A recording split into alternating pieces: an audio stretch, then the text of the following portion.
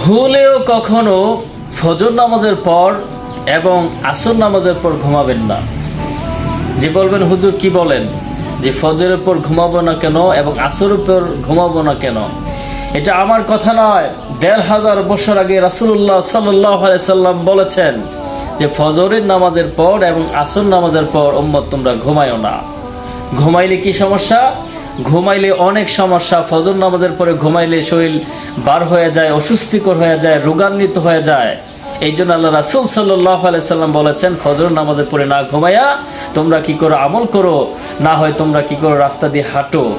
ফজর নামাজের পর যে আবহাওয়াটা আছে, যে বাতাসটা আছে, এটা প্রত্যেকটা মানুষের স্বাস্থ্যের জন্য অনেক উপকার।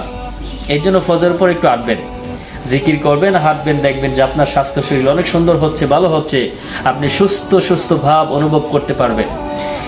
আরেকটা কথা বলেছেন আসর নামাজের পর কখনো ঘুমাবে না।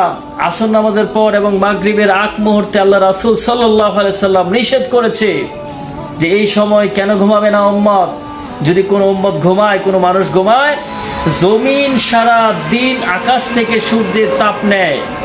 তাপ নেওয়ার পরে সে এই তাপের নিঃশ্বাসটা মাগরিব নামাজের আগ মুহূর্তে শেষ নিঃশ্বাস সারে, অর্থাৎ তার জমিন থেকে নিঃশ্বাসটা যখন ওপরে ছেড়ে দেয়, যখন কোনো মানুষ শুয়ে থাকে তার শরীরের মধ্যে এগুলো এই অক্সিজেন বাতাসগুলো তার শরীরের মধ্যে ঢোকে, যার ফলে সে অসুস্থ হয়ে যায়।